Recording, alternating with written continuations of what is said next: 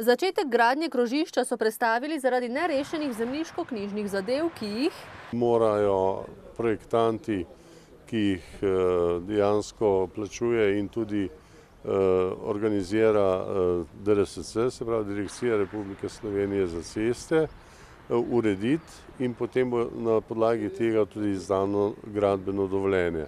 Muhič ima zagotovilo Direkcije za ceste, da je denar za gradnjo krožišča zagotovljen. Pred začetkom del bodo sicer na vrsti še arheološka izkopavanja, a naj bi se gradnja vseeno začela letos, dodaja.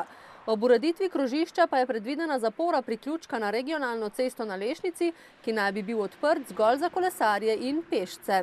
Kajti ta priključek je dejansko nevaren in tudi obe smrtni žrtvi, ki so že se tukaj zgodile, pričajo v tem, da je potrebno nekaj storiti. Preureditev priključka, te si želijo krajani, je težko verjetna, pravi Muhič, ki se zavzema za zaprtje.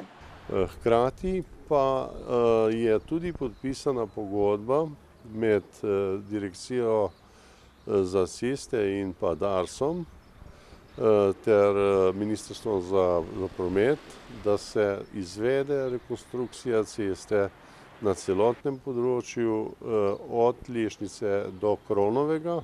Ta dela naj bi se začela v kratkem, saj je že potekel izbor izvajalca, je pojasnil Muhič.